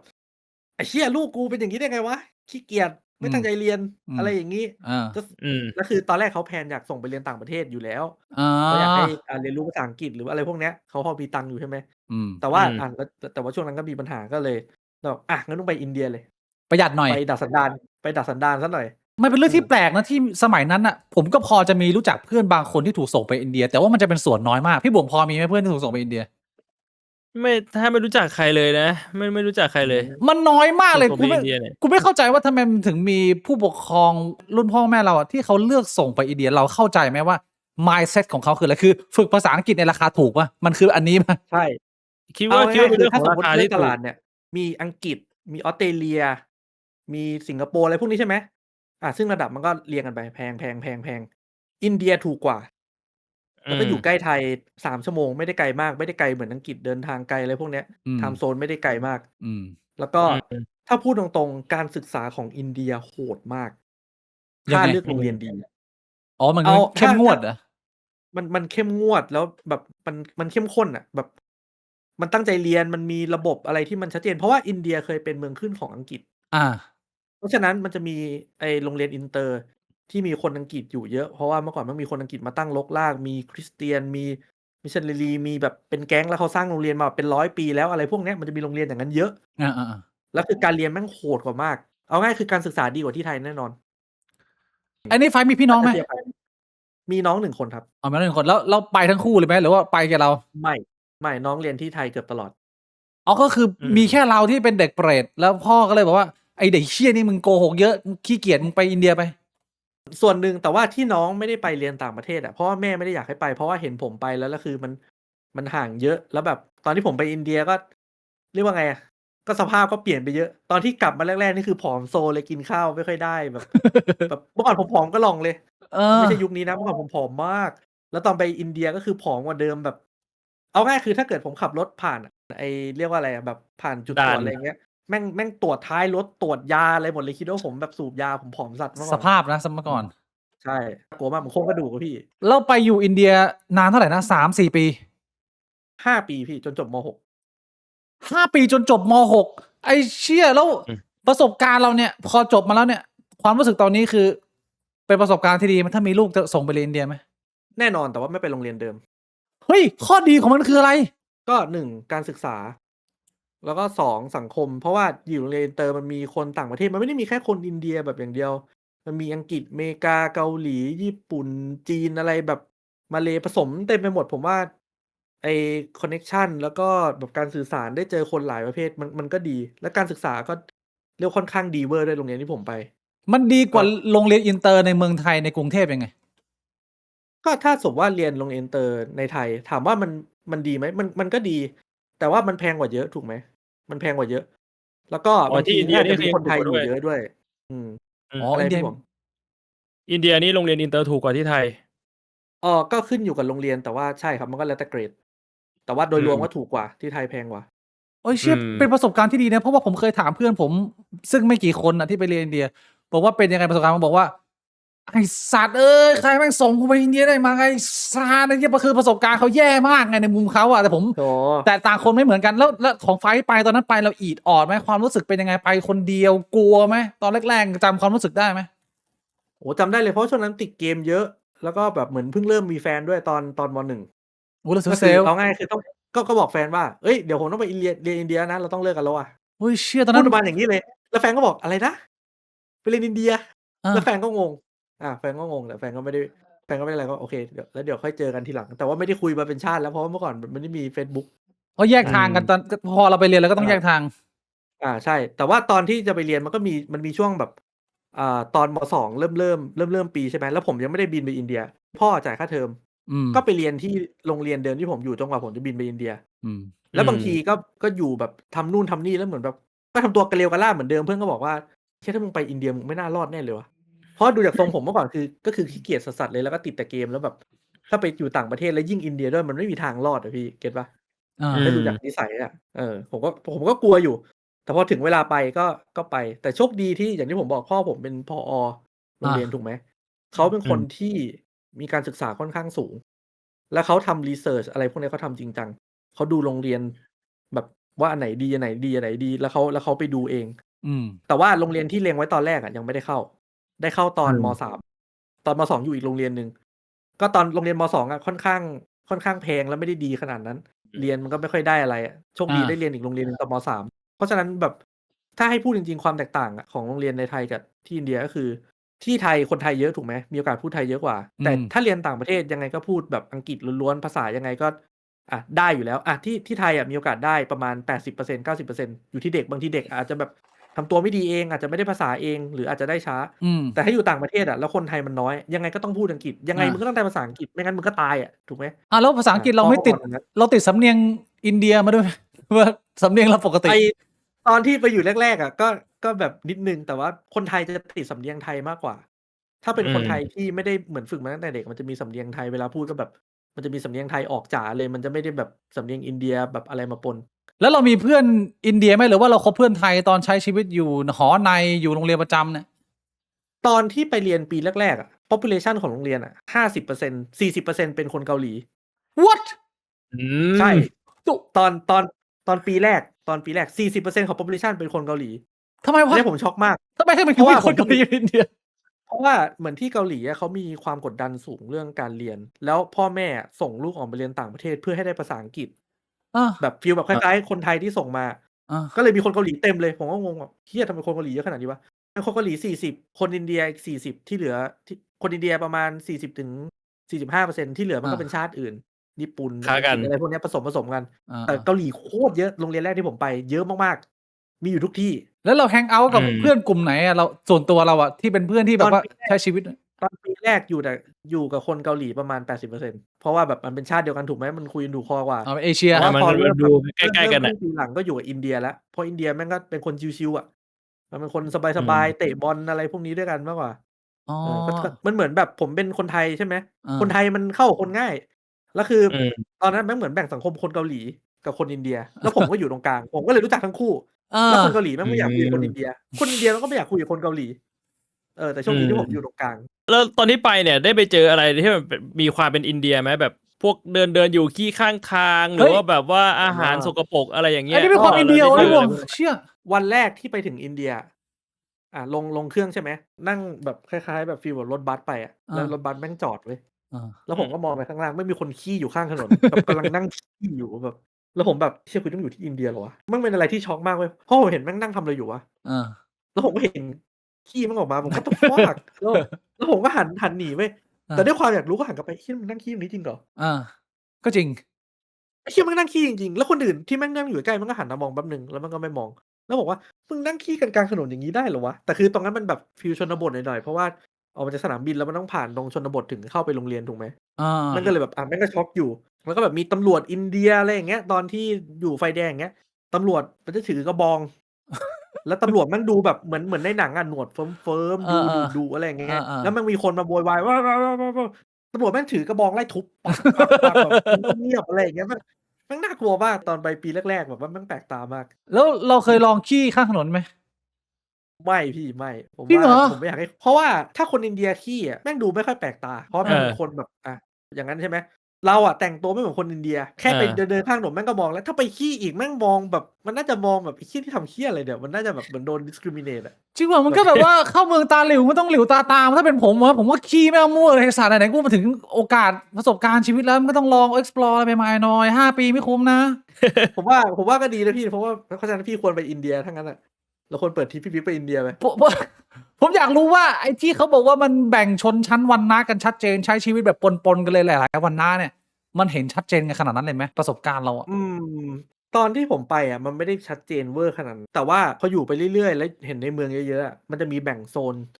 หลายโซนอยู่บางโซนมันเป็นสลัมเลยแบบคนจนเลยแต่ว่าถ้าวันนะจ๋าขนาดนั้นไหมไม่ได้เห็นชัดขนาดนั้นแล้วเพราะว่าความเจริญของเทคโนโลยีเนาะแต่ว่าถ้าถามว่าคนจนแม่งมีเยอะไหมแล้วแม่งอยู่แบบในกลุ่มสลัมแม่งมีเลยแม่งแบบเป็นโซนของมันเลยแล้วก็แบ่งเป็นโซนคนเริ่มมีตังค์ขึ้นมาหน่อยคือมันเห็นชัดมากแต่ว่าถ้าถามว่ามันเยอะเท่าเมื่อก่อนผมว่าไม่น่าเยอะเท่าเมื่อก่อนในเรื่องวันนะเนี่ยแต่ว่าถ้าถามว่าเห็นไหมเห็นก็ยังเห็นได้อยู่ว่ามันก็ยังอยู่กันปนๆกันไปแบบแบ่งแยกอะใช่แล้วก็แต่งงานข้ามกันไม่ได้ด้วยอะไรอย่างงี้ป่ะหรือผมอันนี้ผมไม่แน่ใจผมไม่ไอค่อยทราบอันนี้ผมไม่ได้รู้ลึกแต่ว่ามันมีเรื่องที่แบบเหมือนเรียกว่าคุมถุงชนปะแบบ arrange marriage แบบเพื่อนผมมันก็เป็นครอบครัวอินเดียก็ยังมีอยู่แบบก็คือมันมีแบบไม่รู้จักกันเลยแต่ว่าต้องมาแต่งงานกันอะไรอย่างเงี้ยการศึกษาดีคอนเน็กชันดีราคาไม่แพงผู้คนก็ไนซ์ปกติแล้วประสบการณ์ที่แย่ของช่วงเวลา5 ปีที่เรียนอินเดียมีไหมหรือว่าแม่งแบบชิวๆเลยมันมีแต่ว่าโชคดีที่ผมอยู่ในโรงเรียนประจำค่อนข้างเยอะแล้วก็ไม่ได้ออกไปในเมืองอะไรเงี้ยถ้าถามว่าสิ่งที่ไม่ดีที่อินเดียก็น่าจะมีแบบแค่บรรยากาศในเมืองบางที่ที่มันแบบบางทีมันสกปรกบางทีคนมันแออัดอะไรเงี้ยแต่ถ้าถามว่าคนอ่ะมันน่าจะฟีลแบบประเทศไทยก็คือคนบางทีประเทศไทยอ่ะคนสนใจคนอื่นเยอะถูกไหมชอบเสือกเรื่องชาวบ้านแบบแล้วก็ใส่ใจอะไรพวกนี้ที่อินเดียคือมึงอยากทำอะไรก็เรื่องของมึงอะไรอย่างเงี้ยไม่ได้ใส่ใจมันก็ดีไปอีกอย่างก็คือมึงก็อยู่ของมึงก็อยู่ของกูแต่ถ้าแบบมันจะมีพวกไอ้เลื้อนๆอะไรอย่างเงี้ยมันก็จะมีเพราะมันเป็นส่วนน้อยเนาะฟีลแบบฟีลคล้ายเด็กแว้นอะไรอย่างเงี้ยมันก็จะมีแบบแก๊งแบบผู้ชายเดินมาหาเรื่องคนอื่นไล่จีบสาวอะไรอย่างเงี้ยก็มีมากแล้วบางทีก็เคยโดนมันหาเรื่องอยู่รอบนึงเพราะว่ามันเห็นเราเป็นต่างชาติอะไรเรื่องความปลอดภัยอะน่ากลัวไหมความปลอดภัยเป็นผู้ชายไม่น่ากลัวแต่ถ้าเป็นผู้หญิงน่ากลัวมากอินเดียเป็นประเทศหนึ่งที่อัตราการถูกข่มขืนเยอะแทบจะที่สุดในโลกปะถ้าจำไม่ผิดใช่ครับถ้าเป็นผู้หญิงแล้วไปอยู่ที่อินเดียยังไงก็ต้องมีเพื่อนติดตัวตลอดไม่ให้ออกไปไหนคนเดียวแบบเลยเฮ้ยมันจะมีข่าวแบบโดนข่มขืนแล้วแบบไม่ได้ทำอะไรเพราะว่าคนมันเยอะเกินอ่ะพี่บิ๊กมันมี population ที่เยอะใช่ไหมมันมีคนเยอะมันไม่สามารถคอนโทรลได้หมดแล้วคือเหมือนบางทีเขาไม่ได้มองผู้หญิงแบบเหมือนที่แบบเป็นประเทศไทยที่แบบมองว่าเท่าเทียมอะไรเงี้ยบางทีแม่งข่มขืนผู้หญิงแม่งเป็นข่าวแบบน่ากลัวหลายอันมากแล้วแม่งก็กว่าจะจับได้บางทีก็จับไม่ได้แล้วต่อให้จับได้แม่งก็มีคนทำอยู่ดีมันทำให้ประเทศอินเดียค่อนข้างน่ากลัวถ้าเป็นสำหรับผู้หญิงไปอยู่เชี่ยแล้วคนรอบตัวเราเพื่อนเราอะไรนี้มันมีประสบการณ์อะไรนี้โดนไม่นะมันเป็นแค่เรื่องที่เราดูตามข่าวเฉยเพราะว่าเราอยู่ในสังคมที่ดีโรงเรียนดีอะไรเงี้ยมันก็โปรเทคโรกันงเรียนดีมันกันให้ตลอดโรงเรียนคือแบบเหมือนออกกฎมาเลยว่าถ้าเป็นผู้หญิงต้องไปกับเพื่อนอย่างน้อย2หรือ3คนเท่านั้นแบบตลอดเวลาไม่ให้อยู่นอกโรงเรียนแบบไม่มีเพื่อนเลยไม่งั้นโดนโทษหนักเพราะว่าอาจจะเกิดอะไรขึ้นก็ได้แล้วโรงเรียนต้องรับผิดชอบไงพี่เป็นกฎที่ทำเพื่อให้น้องๆผู้หญิงมีความปลอดภัยต่อชีวิตเขาประมาณนี้ใช่ครับแม่งก็เลยไปกับแฟนแทนแม่งก็อยู่กับแฟน2คนอะไรอย่างเงี้ยเดินเป็นคู่แล้วตอนสมัยม2ถึงม6ไปเนี่ยเราได้ไปดมสาวเกาหลีหรือสาวอินเดียเนี่ยได้มีโอกาสชิมบ้างไหมเนี่ยหนุ่มนักรักคาสโนวาเมื่อกี้พี่บุ๋เขาเปิดมาคาสโนวานะมันต้องมีแชร์บ้างเรื่องเนี้ยก็มีบ้างพี่ก็มีผมเป็นคนเฟรนลี่ไงผมเป็นคนเฟรนลี่ก็เลยมีแฟนเป็นคนอินเดียอยู่ประมาณ 5-6 คนตอนเรียนอินเดียโอ้โหธรรมดาละคนเฟรนลี่นะคนเฟรนลี่นะไอ้เชี่ยดีว่ะเพราะว่าผมกับพี่วงเรียนชายล้วนมาตลอดมันก็เจอเด็กกระดองเดียวว่าแชร์แล้วทุกวันนี้เราไม่มีคอนเน็กชันกับคนที่อินเดียมีกลับไปบ้างไหมตั้งแต่เรามาม6เนี่ยเรามาเริ่มนี่ใหม่เนี่ยมันก็มีแบบเหมือนรวมรุ่นแบบรอบ10 ปีอะไรอย่างเงี้ยแบบรวมตัวที่โรงเรียนหรือที่โรงเรียนมันเป็นโรงเรียนอังกฤษมันก็มีแบบบางคนก็อยู่ที่อังกฤษอเมริกาเงี้ยเขาก็มีรวมรุ่นฝั่งอังกฤษอย่างเงี้ยเขาไปรวมรุ่นกันที่อังกฤษไม่ก็รวมรุ่นที่อินเดียก็แบ่งส่งไปแต่ว่าก็มีเพื่อนที่บินไปมาเขาทำอยู่บริษัทนู่นนี่นั่นบางทีเขาแวะมาไทยเขาก็แวะมาบ้านผมหรือแบบออกไปกินข้าวอะไรอย่างงี้ก็มีก็คุยกันบ้างเป็นยังไงฮะเดทสาวอินเดียดีไหมเป็นแบบว่าประสบการณ์เป็นไงคนที่แบบไม่เคยสัมผัสมามันมีความต่างของวัฒนธรรมมากน้อยแค่ไหนไนซ์แค่ไหนกับคนที่เราเจอนี่เราไม่ได้เหมารวมเพราะไม่มีเป็นพันล้านคนในที่อินเดียแต่ว่าเอาที่เราเจอมามันมีอะไรพอแชร์ได้บ้างเอาตรงผมไม่เคยเดทสาวอินเดียแบบไม่เคยมีแฟนเป็นคนอินเดียแต่ว่ามีเพื่อนสนิทที่เป็นคนอินเดียและเป็นผู้หญิงอะหลายคนอยู่แล้วคือถ้าให้พูดตรงๆคือเหมือนแบบพอเรียกว่าชั้นของสังคมเขาอยู่เพราะว่าคนที่เรียนอินเตอร์มันต้องมีตังค์มากกว่าอยู่แล้วถูกไหมมันก็เขาเป็นคนแบบค่อนข้างชั้นสูงบางคนก็แบบสูงมากเลยแบบบ้านรวยเวอร์เลยผมว่าเอาจริงๆเนี่ยมันอยู่ที่นิสัยล้วนๆเลยไม่ได้รู้สึกว่ามันมีวัฒนธรรมอะไรที่ต่างกันเลย แบบทั้งการใช้ชีวิตการจีบกับผู้ชายการอยู่ด้วยกันอะไรเงี้ยแทบจะไม่ต่างอะไรกับคนไทยเลยเฟรนลี่ใกล้ๆกันซะด้วยซ้ำแค่ตอนแรกถ้าไม่รู้จักมันก็จะมีกำแพงกั้นเยอะกว่าปกติหน่อยแต่ถ้าแบบเป็นเพื่อนร่วมชั้นแล้วมันโรงเรียนประจำมันรู้จักกันมันแทบไม่ต่างอะไรกันเลยสำหรับผมนะก็คุยภาษาอังกฤษกันกับสาวๆอินเดียใช่ไหมเราคุยอังกฤษกันใช่ครับคุยอังกฤษเกือบตลอดแล้วสาวเกาหลีอ่ะเฮ้ยสาวเกาหลีก็ดีพี่ก็ดีครับก็ขาวดีพี่เฮ้ยอ๋อแล้วจะมีเพื่อนสนิทเป็นสาวเกาหลีไหมเฮ้ยเออไม่ค่อยมีเพื่อนสนิทเป็นสาวเกาหลีส่วนใหญ่ถ้าเป็นก็เป็นแฟนเลยหุยเพราะสนิทกับคนอินเดียมากกว่าแต่ว่ามันแยกหอนะสมัยก่อนอ่ะคือถ้าเกิดว่าจะไปเซิร์ฟเกิร์ฟมึงต้องไปแอบตามแบบใต้ต้นมะขามมาเพราะว่าผมว่ากฎมันก็มีไปนัดนอกโรงเรียนนะพี่บางทีก็ไปเดทอะไรอย่างเงี้ยแต่ว่าโรงเรียนมันก็ไม่ได้แบบไอ้โฉงช่างอะไรขนาดนั้นพี่ไปเซิร์ฟเกิร์ฟแบบตรงๆอ๋อแล้วตอนนั้นเราโลกติดเกมของเราใช้ชีวิตยังไงอะจากคนที่แม่งติดเกมเล่นเกมแม่งวันละ28 ชั่วโมงอะแล้วพอไปเรียนโรงเรียนประจำแล้วพาร์ทนี้มันหายไปจากเราเลยไหมเราทำอะไรแทนไฟมีคาสามันเป็นคนแบบไหนไอตอนนั้นเนี้ยมันมีเอาเรียกว่า PSP ไปรู้จัก PSP ไหมรู้จักคือเล่นแบบแฮนด์เฮลที่แบบเป็น portable ฮะก็ในโรงเรียนอ่ะมันจะอนุญาตให้เอาเครื่องเกมไปถูกไหมแล้วคือมันจะให้เล่นได้แบบวันเสาร์อาทิตย์หรือแบบหลังเลิกเรียนอะไรอย่างเงี้ยผมก็เล่นแล้วคือมันก็คือสกิลเก่าก็คือเล่นเกมเก่งถูกไหมเวลามันจะมีเล่นเกมแบบเกมต่อสู้เกมรถยิงอะไรอย่างเงี้ยมันก็แล้วมันจะมีจัดแบบแข่งเหมือนระหว่างม.2 สู้ม.3 ม.3 สู้ม.4 ม.4 สู้ม.5 ม.5 สู้ม.6 ผมอ่ะก็คือชั้นผมมาครองแบบเวลามีแข่งเกมรถยิงเพราะว่าเราเล่นเกมเก่งถูกไหมแล้วแบบบางทีมีรุ่นพี่มาเมื่อก่อนเทคเคนเมื่อก่อนผมเล่นเทคเคนเยอะแต่ไม่ได้เยอะเวอร์นะเมื่อก่อนเล่นเทคเคนเยอะมันก็มีแบบตอนอยู่ม.3 ก็แบบม.6 วะม.6 เป็นคนเกาหลีก็บอกว่าไอ้เหี้ยนี่ไม่เท่าไหร่หรอกเดี๋ยวกูซัดมันเองมันก็แบบฟีลแบบแอ๊กเลยแล้วมันก็แพ้เหี้ยมันโหดจังวะพอถึงตอนนั้นผมก็รู้สึกว่าเหี้ยกูเล่นเกมเก่งว่ะเหี้ยม.6 ยังสู้กูไม่ไหวเลยฟีลอะไรประมาณอย่างเงี้ยพี่ศึกข้ามหอพ่อซื้อ PSP ให้ไปอ่ะนั่นจะให้ลูกไปดัดนิสัยแต่แบบเลิกเล่นเกมแต่ว่าพ่อไม่ได้ซื้อให้แม่แอบซื้อให้พ่อไม่รู้ซื้อให้ใช่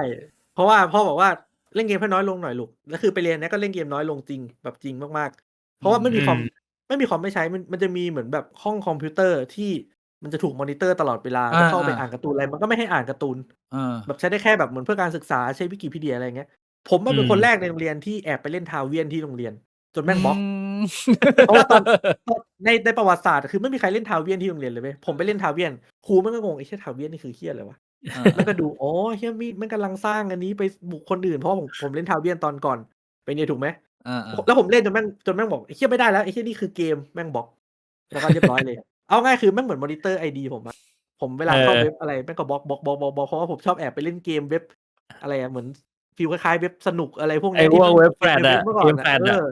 แล้วแม่งก็ไล่บล็อกผมไปเลยผมแบบโอ้ยเหี้ยกูไม่เล่นแล้วก็ได้ไม่อ่านการ์ตูนแล้วก็ได้สัตว์เลยเรามีกลับมาไทยบ้างไหมระหว่าง5 ปีที่เรียนหรือว่ายาวเลยยิงยาวแบบว่ากลับมาบางทีก็คือปีนึงกลับประมาณ 2-3 ทีมีกลับเรียนประมาณ 4-5 เดือนก็กลับทีนึงก็กลับมันจะมีกลับแบบวีค2วีคกับ2เดือนสาเหตุหนึ่งที่พี่บวงเขาไม่สามารถรักษาโรคติดเกมของพี่บวงได้เนี่ยผมว่าส่วนหนึ่งก็เพราะว่าเราเรียนโรงเรียนชายล้วนไงเราไม่มีจิ๋มให้ดมไงแต่ว่าไฟอยู่ในโรงเรียนสหะมีเรียนปนกันเนี่ยเพศตรงข้ามมันไม่ดึงความสนใจจากการเล่นเกมเราไปบ้างเหรอว่ามันก็แบบแบ่งรับแบ่งสู้ไปหรือยังไงไม่พี่เพราะว่าผมก็แบ่งเวลาชัดเจนถ้าเกมก็เกมถ้าหีก็หีกูก็มุ่งไปเลยต้องทำให้มันชัดเจนพี่ไม่งั้นมันจะไม่ได้ทั้งสักอย่างโอ้เป็นคนแบ่งเวลาเป็นนะใช่ครับถ้าจีบก็จีบเลยถ้าไม่จีบก็กูก็เล่นเกมอ่ะไฟว่าเรื่องเรียนว่ากันเรื่องนี้ผมเคยคุยกับพี่บวงไว้เพราะว่าผมกับพี่บวงเป็นคนที่เติบโตมากับสังคมชายล้วนตั้งแต่เด็กเราเหมือนกับว่าเราเป็นบ้านหัวคนจีนสมัยโบราณอะแล้วแบบว่าเหมือนยังอยากจะเทรนลูกไปตามโรของเพศอะคือผู้ชายมันก็แข่งขันอย่างเดียวมันก็เรียนชายล้วนไหมอะไรอย่างเงี้ยคือเขาจะมีความคิดอย่างนี้อยู่แล้วเราทั้ง2 คนอะเราไม่ชอบไอ้เชี่ยสังคมของโรงเรียนชายล้วนเลยเพราะว่ามันเป็นช่วงที่ตอนนั้นอะกระโปรงมันกำลังทำงานอยู่อะแล้วพอมึงให้ผู้ชายแม่งมาแพ็กกันอย่างที่เดียวกันมันก็ปี้กันเองไอ้เหี้ยคือเรารู้สึกว่าเราเห็นภาพแบบเนี้ยเราก็ไม่รู้จะสื่อสารให้พ่อแม่รู้ยังไงสัตว์มึงควรให้กูใช้ชีวิตอยู่ตามธรรมชาติปกติแต่มึงเอามาขังกูแบบเนี้ยเรารู้สึกว่าถ้าเรามีลูกอะเคยคุยพี่บวงมาแล้วเราอยากให้ลูกเราเรียนสหะมากกว่าเพราะว่าเรารู้สึกว่าไอ้โลกเหี้ยนี่มันโอเคมันก็มีข้อดีนะในมุมของอาจจะเป็นความคอมเพทิทีฟหรือโลกของผู้ชายอะไรมันก็มีมุมดีของมันแต่ว่า โดยรวมแล้วอะเราไม่รู้ว่าในโลกสหะมันเป็นยังไง และคนเรียนสหะมองมุมนี้ยังไงส่วนตัวผมไม่ได้มองว่ามันแบบพิเศษเวอร์อะไรในฐานะโรงเรียนสหะนะเพราะว่าผมก็เฉยๆเวลามีผู้หญิงอยู่รอบตัวแบบเวลาเรียนอะไรเงี้ยเพราะว่าเวลาเป็นเพื่อนมันไปเที่ยวเล่นไปอะไรมันก็ปกติหมดถามว่ามันก็ไม่ได้มีปัญหาอะไรแบบถ้ามองแบบพี่บิ๊กถ้าบอกสมมติถ้าเงียนทำไงใช่ไหมแบบโรงเรียนชายล้วนผมตอนแรกโรงเรียนผมเป็นชายล้วนแต่ตอนที่ผมเริ่มโตมาผมออกตอนม.1ถูกไหมมันยังไม่ใช่วัยที่แบบกลัดมันเวอร์อะไรขนาดนั้นพอผมเริ่มโตมาอยู่ม.2 ม.3 ม.4มันก็เริ่มสนใจผู้หญิงบ้างแต่พอมันมีผู้หญิงอยู่ด้วยมันไม่ได้มุ่งเท่าตอนที่มีผู้ชายอยู่ผู้ชายล้วนผมว่าถ้าโรงเรียนชายล้วนแม่งมุ่งอยู่แล้วแบบคิดโรงเรียนกูมีผู้หญิงมันเก็บกดไงเชี่ยนอกโรงเรียนใช่มันเก็บกดแต่พออยู่กับสหผมว่ามันชิลกว่ามันแบบมันเหมือนมันก็ไม่ได้รู้สึกเก็บกดขนาดนั้นน่ะมันแบบว่าก็มีผู้หญิงรอบๆเฉยๆมัน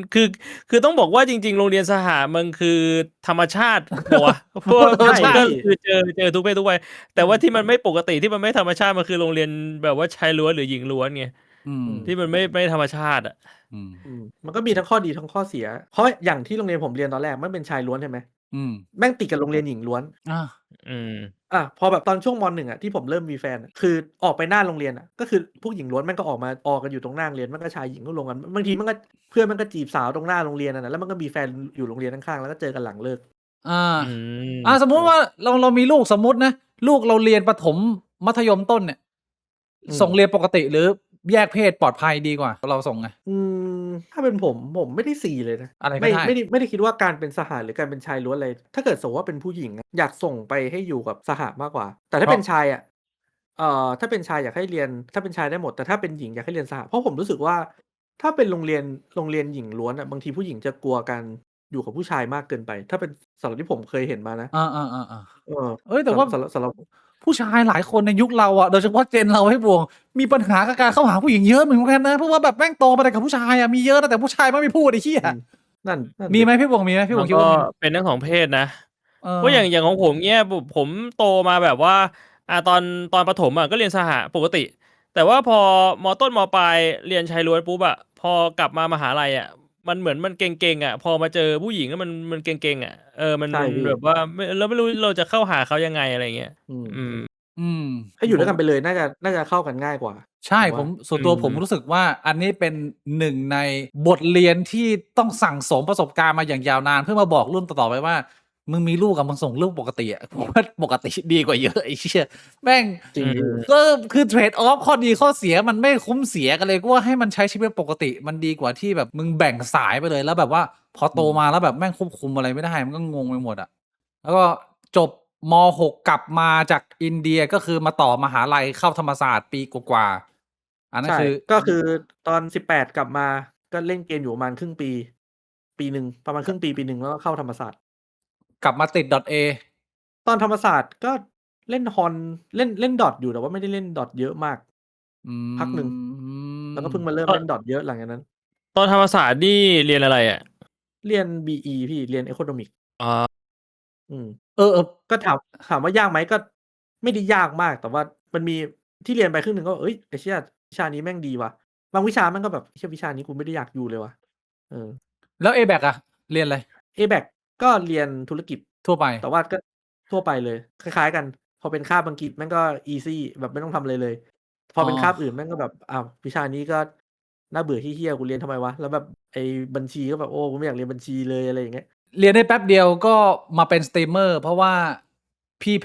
พรพิมพ์หมัดเหล็กเนี่ยแนะนำให้เป็นสตรีมเมอร์ตั้งแต่ตอนนั้นเลยใช่มันคือหลังจากตอนที่มหาลัยไปพักหนึ่งก็คือช่วงปลายๆของมหาลัยก่อนที่แบบก็คือเป็น2ปีใช่ไหมก็คือในช่วงแบบประมาณ 30% หลังก็คือช่วงนั้นแพรพิมพ์ก็แนะนำแล้วแสดงว่าก็รู้จักกันมานานอยู่นะไฟกับแพรพิมพ์เนี่ยรู้จักกันได้ยังไงพอจะแชร์ได้ไหมก็ความรักครั้งนี้อันนี้ผมจะเข้ามาหัวข้อของพี่บวงแล้วก็คือไฟมิคาสะหนุ่มนักรักคาสโนวามันยังไงมันทำไมถึงเป็นหนุ่มนักรักยังไงวะพี่บวงที่เขาบอกว่ามีแฟนแบบว่า1ตำบล1ผลิตภัณฑ์แต่นี่เป็น1จังหวัด1คนจริงไหมเฮ้ยเอาจริงคือถ้าถามว่าผมมีแฟนเยอะไหมมันก็นิดหน่อยแต่ว่ามันไม่ได้เยอะเวอร์ขนาดนั้นพี่เพราะว่าปกติผมเป็นคนเฟรนลี่ถูกไหมผมรู้สึกว่าผู้หญิงเข้ากับคนเฟรนลี่ง่ายเอาตรงนะผมเฟรนลี่ผมไม่ได้แบบไปหวังมุ่งแบบหลอกฟันเขาอะไรอย่างเงี้ยผมเป็นคนอย่างนี้อยู่แล้วถ้าถามพี่บวงผมเป็นคนใจดี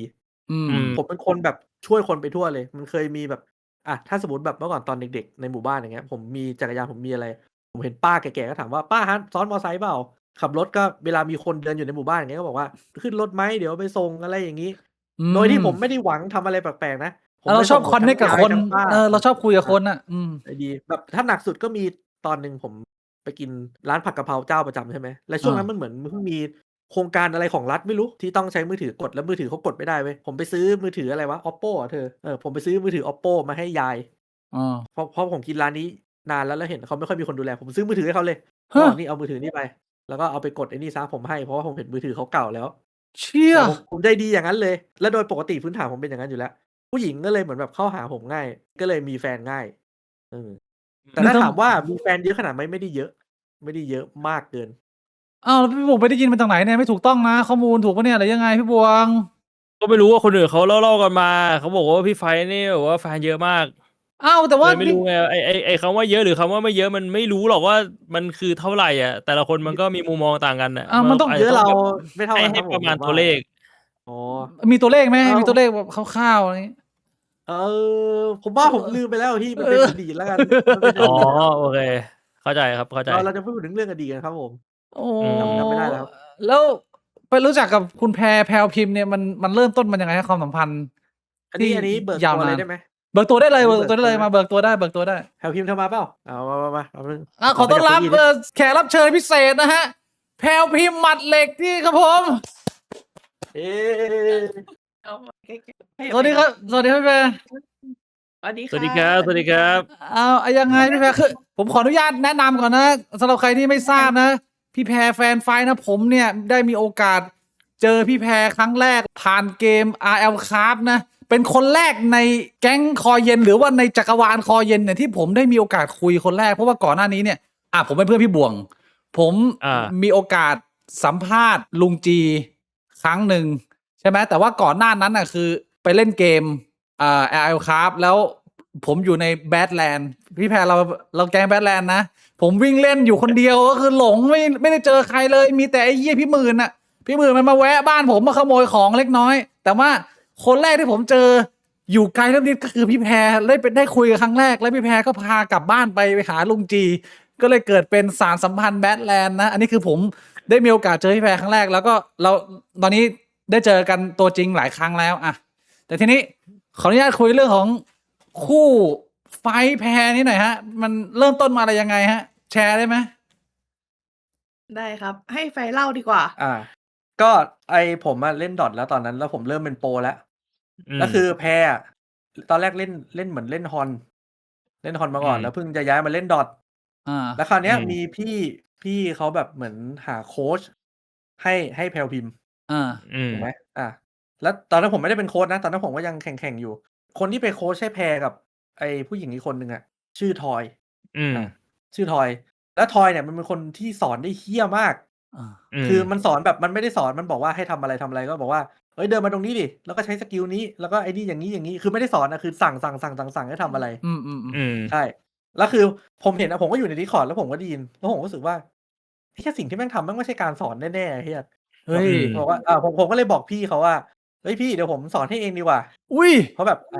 เพราะผมเห็นว่าถ้าเกิดเป็นอย่างเงี้ยมันไม่ได้เรียนรู้เหี้ยอะไรแน่นอนผมก็เลยเดี๋ยวผมสอนคนนี้ให้เองผมก็เลยไปสอนให้แล้วไฟก็แอดเฟซมา ครับผม เฮ้ย แล้ว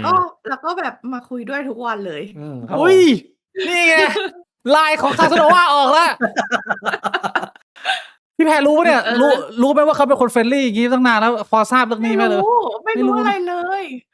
ตกหลุมนะตกหลุมนะ คือตอนแรกพี่ไม่รู้อะไรเลยแล้วไฟก็ทักมาบอกว่าอยากให้สอนเมื่อไหร่บอกนะครับใช่เป็นแชทแรกที่พิมพ์คุยกันอะไรอย่างเงี้ยแล้วตอนแรกๆไฟเรียกพี่ว่าพี่เลยนะแบบ เรียกพี่แพร เพราะว่าแก่กว่าไงแล้วตอนนั้นพี่แพรทำอะไรอยู่นะตอนนั้นพี่แพรทำทอล์กป่ะใช่ไหมหรือว่าไม่ได้ทำแล้วทอล์กน่าจะออกจากทอล์กแล้วนะน่าจะเป็นสตรีมน่าจะไปปลายช่วงออกจากดีเจจะทำดีเจแต่ว่าแพลตฟอร์มอื่นแล้วใช่ใช่อุ้ยผมขออนุญาตสอบถามแบบรีแคปสั้นๆเผื่อหลายๆคนได้ติดตามพี่แพรด้วยเส้นทางของการเข้ามาในโลกสตรีมของพี่แพรเนี่ยมันมียังไงบ้างนะครับพี่แพรเริ่มมาจากเล่นเกมก่อนเหรอแล้วมาสตรีมแล้วค่อยทำอะไรยังไงก็คือตอนแรกพี่เล่น Dota แบบ Dota 1เลยอะ อ่า ประมาณ15-16 ปีที่แล้ว รุ่นเดียวกับพี่บวงอะรุ่น เอ เดิม อ ก็นั่นแหละ ก็ประมาณนั้น ก็คือเข้าไปเล่นแล้วเขาก็พอเขารู้ว่าเราเป็นผู้หญิงอะแล้วเราเล่นได้ใช่ไหมแบบ อา เขาก็ชวนมาทำทีมหญิง อ๋อ แล้วก็กลายเป็นอยู่ในทีมหญิง มันก็จะเหมือนทำ social นู่นนี่นั่น แล้วอยู่ทีมหญิง DOT ไปสักพักอะก็ย้ายเกมมาเล่น HON แทน เพราะว่าตอนนั้น HON กำลังบูมมาก พอมาเล่น HON เนี่ย ใน HON ที่มันอยู่ Garena ใช่ไหม มันจะมี Talk ด้วยอะ เขาก็ชวนมาเป็นดีเจ โอเค ดีเจคือเป็นการสตรีมครั้งแรกเลย ที่แบบแต่ก่อนไม่เคยแบบเหมือนออกอากาศทางแบบอย่างเงี้ยเลยอะ มันก็คือดีเจใน Talk แล้วก็มีคนเข้ามาคุย เข้ามาให้ของขวัญเปย์นู่นนี่นั่น อะไรอย่างเงี้ย ก็คือสตรีมมิงยุคแรก ใช่ มัน ยุคบุกเบิก ถือว่าเป็นสตรีมยุคแรกเลยนะ ใช่ พี่คิดว่า ใช่ ถ้าแบบน่าจะใช่ ยุคนั้นได้ตังค์ยังไงฮะ มันมีหรือว่าเป็นทำด้วยใจล้วนๆหรือมันมี ส่งของขวัญ ได้เยอะครับ ได้ เหมือนส่งโดเนท ดือ มานั่นแหละ แต่ว่ามาในรูปแบบของขวัญ ได้ 5-6 หลักตลอดแบบ ได้เยอะมาก ได้เยอะมาก ได้ 5-6 หลักตลอด แล้วก็เลยมาเจอกับCasanova เพราะว่าเรื่องของเทรนด์เกม เราอยากจะ พอ HON มันเริ่มซาทีเนี้ย HON มันเริ่มซาแล้วคือ DOT 2 มา แล้วก็มีคนให้คีย์พี่มา ตอนนั้นยังต้องเป็นใช้คีย์อยู่เลยอะ โอ้โฮ พี่ก็เลยเริ่มแบบเบื่อ HON แล้ว ก็เลยมาเล่น DOT แล้วก็เล่น DOT มาพักหนึ่งแหละ ถึงจะมาเจอไฟท์ประมาณหลายปีอยู่ เล่นDOT ประมาณ 2-3 ปีแล้วถึงจะเจอ แล้วจากที่เรียกพี่แพรจนมาเป็นที่รักเนี่ย มันใช้เวลาช่วงนี้มันยาวนานขนาดไหนฮะ มันเกิดอะไรขึ้นฮะ ช่วงเวลา เคยเลิกกันไปรอบหนึ่งแล้ว เอาจริงอะ นาน คื อยู่ อ นานอยู่ รอบแรกอะคือคุยกันแบบเนี้ยใช่ไหม คุยกัน 2-3 เดือน แล้วก็เป็นแฟนกัน 1 เดือนแล้วก็เลิก ใช่ อะฮะ เพราะว่าบอกเลิกนะ อืม พี่ไม่ได้อะไรนะ ไฟท์บอกว่าแบบมันอยู่ไกลอะ คือพี่อยู่นครปฐมตอนนั้นน่ะ คือตอนนั้นพี่อยู่นครปฐม แล้วก็คือแบบมันน่าจะอยากเจอแต่มันแบบมาเจอไม่ได้ อะไรอย่างเงี้ย มันก็เลยคิดว่าแบบไปหาผู้หญิงคนอื่นดีกว่า ใช่ อุ๊ย นี่ นี่ไง คือสาเหตุของ Casanova Fight แล้วมันก็เลิกกับพี่บล็อกเฟซพี่ แต่พี่เห็นมันน่ะไปแบบไปพิมพ์จีบผู้หญิงคนอื่น อุ๊ย เพราะว่ามันก็เป็น คือต้องเข้าใจว่ามันเป็นวง Dota 2 อะเข้าใจเปล่า มันผู้หญิงใน Dota อะแบบ คือผู้หญิงใน Dota มันก็มีไม่เยอะมากอะ วงการเดียวกัน พี่ก็รู้ว่ามันแบบคุยกับใครบ้าง ซึ่งหลายคนมาก ที่พี่รู้มาคือหลายคน ครับผม นั่นแหละ แล้วอยู่ๆอะวันเกิดพี่เว้ย ประมาณผ่านไปอีกปีหนึ่งไหม ใช่เกือบปี ปีกว่าๆหรือเกือบปีเนี่ยแหละ มันก็ทักมาแบบแฮปปีเบิร์ธเดย์พี่ก็เชี่ยอะไรเนี่ย มึงทักมาทำไมเนี่ย เอ้ย มึงเป็นคนบอกเลิกกูอยู่ๆมึงปลดบล็อกแล้วมึงก็มาแฮปปีเบิร์ธเดย์กู ยังไง มึง ฮะ ต้องการอะไร มึงต้องการอะไรฮะ ฟังนะ เนี่ยมันดูเหมือนไม่เวิร์กใช่ไหมผู้หญิงโกรธ ดูผลลัพธ์สิครับ ดูผลลัพธ์ ดูที่ผลลัพธ์ครับ อย่าดูที่การกระทำ สุดท้ายแล้วอะคุณจะมองว่า ทุกอย่างมัน วิธีการของ ถูกแผนไว้แล้ ผม ว มันผิดยังไงเนี่ย แต่ว่าผลลัพธ์มันเป็นแบบนี้นะ ก็คือมาคุยกันรอบ 2 แล้วก็เลยสานสัมพันธ์ ใช่ แล้วก็เริ่มสนิทกันมากขึ้น ใช่แล้วก็อยู่กันยาวเลย เพราะว่าตอนนั้นอะคือพี่ย้ายมาอยู่กรุงเทพแล้ว แล้วมันตอนไหนอะที่พี่แพรแนะนำให้ไฟท์เข้ามาในวงการสตรีมอะมันต้องรู้จักกันขนาดไหนแล้ว คือตอนนั้นอะพี่ก็กลับมาสตรีมเกม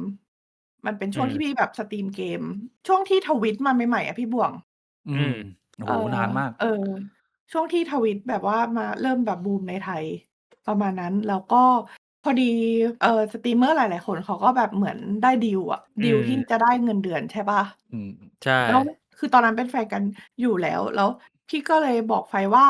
ถ้าเธอไม่อยากเรียนนะ เธอลองมาทำอันเนี้ย เขาให้เวลา 6 เดือนเท่านั้น ถ้าเธอทำแล้วเธอหาเงินไม่ได้จากตรงนี้ เธอต้องยอมแพ้ แล้วเธอต้องกลับไปเรียน เพราะพี่คิดว่าเนี่ย ถ้าเธอทำจนเธอได้เงินเดือนได้อะเขาจะยอมให้เธอไม่เรียน แล้วก็คือจะไปพูดกับแม่ให้ เพราะพี่โตกว่านึกออกเปล่า? เข้าใจ พี่จะไปอธิบายให้แม่ฟังให้แบบคือเพราะว่าแม่ไฟท์ไม่เข้าใจเลยว่าไฟท์ทำอะไร เพราะไฟท์ไม่เคยบอกอะไรแม่เลย แม่ไฟท์ก็คิดว่าเป็นเด็กติดเกม ตอนไฟแข่งเป็นนักกีฬาแข่ง แม่ก็ไม่รู้แม่ไม่รู้อะไรเลยอะ เขาไม่เข้าใจด้วยแหละเข้าใจ ใช่อย่างนั้น มันก็เลยกลายเป็นพี่ก็เลยสร้างเงื่อนไขนี้บอกว่า ถ้าเธอทำใน6 เดือนเนี้ย เธอยังหาเงินไม่ได้จากตรงเนี้ย เธอต้องยอมแพ้แล้วเธอก็ต้องกลับไปเรียนให้จบนะแล้วสุด มันก็ ท้าย เลยกลายเป็นว่าไฟอะหลังจากนั้นที่ตกลงสัญญากันอะไฟก็ทำงานทุกวันเลยเว้ย ขยันมาก ใช่เพื่อให้ได้สัญญาของ เพื่อคุณจะได้ไม่ต้องเรียน ใช่ แล้วที่ไฟบอกก็คือแค่2 เดือนก็คือได้สัญญาเลย ใช่ เดือนเดียวอีกเดือนหนึ่งก็ได้แล้ว ก็ได้เดือน2ไง ใช่ได้เดือนที่2แล้วสัญญาตอนนั้นมันน่าจะเป็นสัญญาเดียวกับที่พี่ได้ป่ะสัญญามินิวอทใช่ไหม ใช่มินิวอท แล้วแบบว่าทำ2-3 เดือนก็คือหลัก6 หลักแล้วอะแล้วตอนนี้พี่แพรยังสตรีมอยู่ไหมฮะเรามีช่องทางอะไรยังไงไม่แล้วตอนนี้เป็นนักลงทุนครับ ตอนนี้เป็นเจ้าแม่เงินกู้เหรอ แม่ เมื่อกี้ ครับ เขาบอก เจ้าแม่ครับ ใช่เป็นนักลงทุนแล้วก็เป็นเจ้าของกิจการครับ เชี่ยเขาสบายแล้วดิตอนเนี้ย ขออนุญาตก่อครับ ดีเขาบอกว่าถ้ามารายการเนี้ยต้องเหล็กกระเจียว อุ้ย เหล็กกระเจียว อะไรไม่รู้ แต่ อะ อันนี้ มีค ผม บอก เคย ผมไม่รู้ผมจำผิดป่ะผมเคยได้ยินพี่แพรเลยกับเจียวไฟแล้วนะ เฮ้ยจริงเหรอ เฮ้ย ใช่เหรอพี่ เฮ้ จำ ย ไม่ได้แล้วเมาเปล่าวะ จำได้ว่าพี่แพรเคยชมว่ากระเจียวไฟนี่คือสวยเลย เฮ้ย ส่งที่พี่แพร เฮ้ย ชอ จะ บ ไปทำตอนไหนเนี่ย จริงปะเนี่ย เอ้ย ชมพู อุ้ย อันนี้เขาไม่รู้เลยเหรอเนี่ยเหล็กกระเจียว เขาไม่รู้เขาแค่เคยพูดว่าเธอไข่ชมพู อุ้ย อ๋อน่าจะอันนั้นจำผิด ไข่ชมพูนะ เชี่ยไม่กินผักแล้วไข่ชมพูเหรอวะ โอ้วายเอ้ย คุณพยายามหลบหนีออกจากกล้อง คุณกำลังหนีอยู่หรือเปล่า กันขำไม่ได้ พูดตอนเมาใช่ไหม เธอเป็นพวกเมาแล้วหลุดพูดใช่ไหม ไม่รู้เขาจำไม่ได้ ใช่ไหมพี่บวงพูดตอนเมาแน่เลย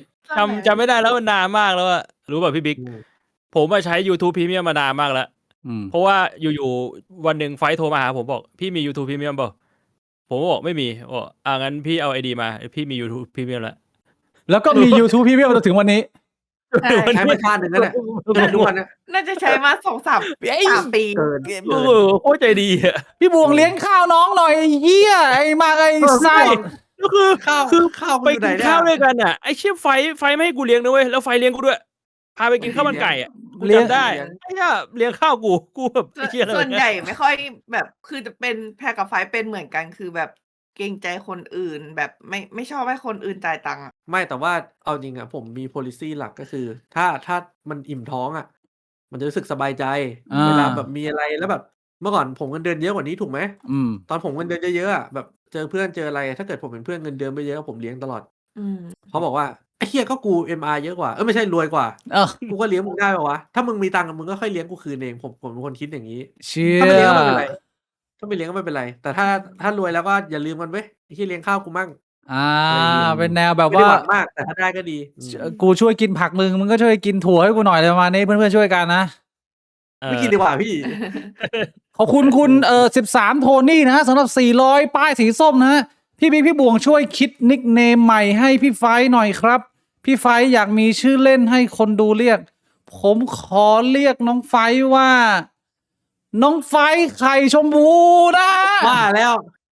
โอ้โห ชงมาขนาดนี้